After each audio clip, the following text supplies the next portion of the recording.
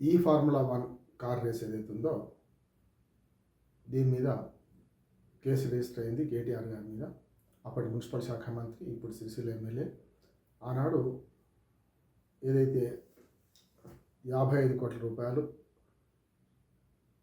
Reserve bank తెలియకుండా ఈ car race నిర్వాహకులకు చివరిలో అంటే ఎన్నికల కోడ్ అమల్లో ఉన్నప్పుడు ఇచ్చారని చెప్పి, అందులో అవినీతి జరిగిందని చెప్పి పాత కేసు, అంటే అప్పుడు బిఎన్ఎస్ చట్టం రాలే కనుక అప్పటి చట్టాలను అనుసరించి 120B 420 అట్లాగే రెడ్ విత్ 34 పెట్టి మొత్తం మీద కేసు రిజిస్టర్ చేశారు.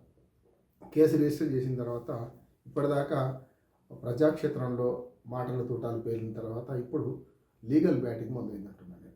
నిన్నటిదాకా ఒకరి మీద ఒకరు విమర్శలు, జైలు పోతామని ఆయన, ఎట్లా పోతాం, అసలు అందులో అవినీతి జరగలేదు నేనే. మొత్తం మీద ఇరుపక్షాలు, ఇటు పక్కన బీఆర్ఎస్, అటు పక్క కాంగ్రెస్ పార్టీ నాయకులు, ముఖ్యంగా రేవంత్ రెడ్డితో సహా ముఖ్యమంత్రి, అటేమో ముఖ్యమంత్రి, ఇటేమో నిందితులుగా పేర్కొంటున్న కేటీఆర్, హరీష్ రావు, ఇతర బీఆర్ఎస్ శ్రేణులన్నీ కూడా పరస్పరం విమర్శించుకున్నాయి. ఈ విమర్శలో నిన్నటిదాకా ఒకటైంది. నిన్న మధ్యాహ్నం ఎప్పుడైతే ఏసీబీ ఈ సెక్షన్ల కింద కేసు పెట్టిందో అప్పటి నుంచి కేటీఆర్ ఎప్పుడు అరెస్ట్ అవుతారు అనే మాట వస్తున్నాడు. ఇప్పటికే కేటీఆర్ మనకు మా తెలంగాణ హైకోర్టులో కేసు వేశారు.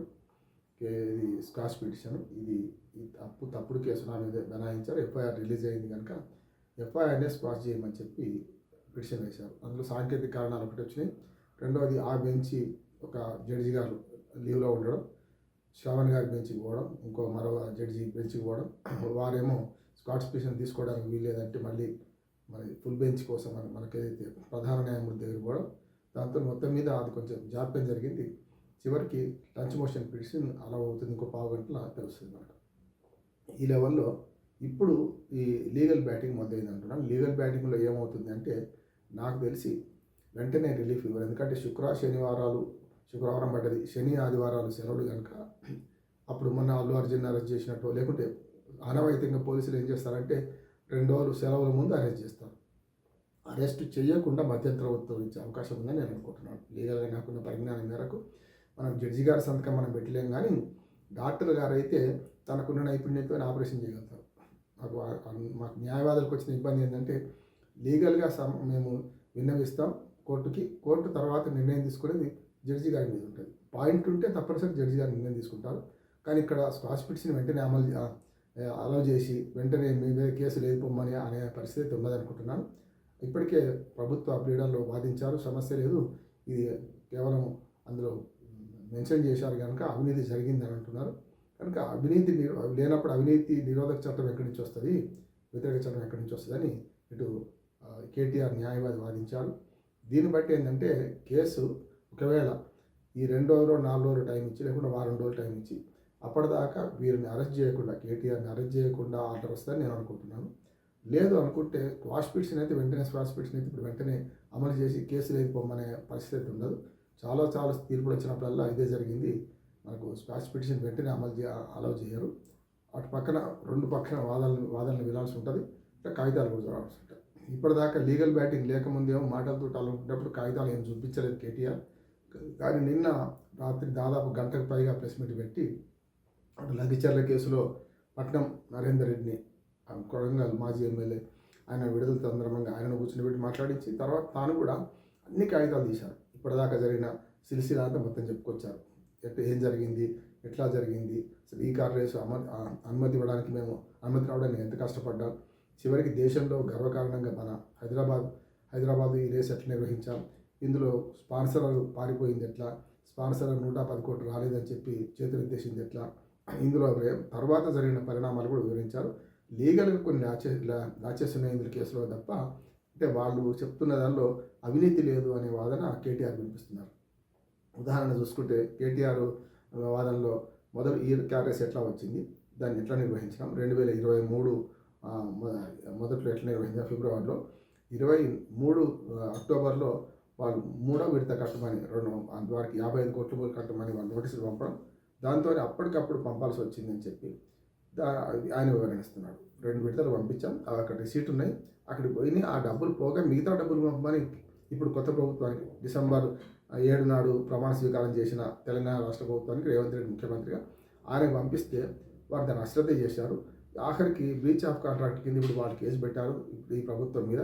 ఈ ప్రభుత్వం మీద కేసు పెట్టినప్పుడు ఈ ప్రభుత్వం అయితే అప్పుడు మేము 8 కోట్లు ఫైన్ పడవచ్చు, కానీ వారసత్వంగా ప్రభుత్వం చేసిన తప్పులు ప్రభుత్వం మీద ఫైన్ పడుతుంది తప్ప పార్టీలో వ్యక్తుల మీద ఉండదు అని ఆయన వాదిస్తున్నారు. ఇటు కాదు మీరు 8 కోట్ల రూపాయలు ఫైన్ పడ్డది, రిజర్వ్ బ్యాంక్ తెలియకుండా విదేశీ మార్గ ద్రవ్యాన్ని పంపించారు.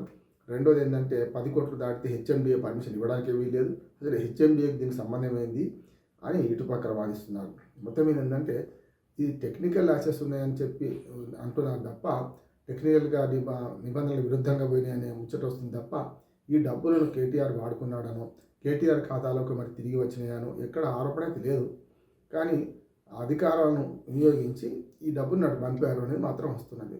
అటువంటిప్పుడు ఈ ప్రభుత్వం కూడా మరి ఈ కార్ రేస్ రద్దయింది కదా, మరి పొద్దున వాళ్ళు నోటీసు పంపారు కదా, ఒకవేళ వాళ్ళు ఫైన్ పడితే 100 కోట్లు పడుతుందా 50 కోట్లు పడుతుందా ఫైన్ మధ్యవర్తిత్వానికి పోయింది కనుక, ఆర్బిట్రేషన్కి పోయింది కనుక, వాడి అగ్రిమెంట్ ప్రకారం కనుక తప్పు చేసినట్టయితే మనకు 2024లో జరగాల్సిన అవి క్రీడలు జరపలేదు, 2025లో మళ్ళీ వచ్చేస్తూనే ఉంది కనుక బ్రీచ్ ఆఫ్ కాంట్రాక్ట్ కింద వాళ్ళు ఏమైనా చేస్తే కాంట్రాక్ట్ నిబంధనలు ఉల్లంఘించాలని చేస్తే అప్పుడు ఆటోమేటిక్గా గవర్నమెంట్కి ఫైన్ పడుతుంది. మరి ఆ ఫైన్ కట్టినప్పుడు కూడా ఇది వీళ్ళు తప్పు చేసినట్టే కదా, మరి అవినీతి చేసినట్టే అవుతుందా అనే మాట వస్తుంది. అవినీతి లేనప్పుడు అవినీతి నిరోధక చట్టం ఎందుకు వస్తుంది ఇందులో అని అంటున్నారు.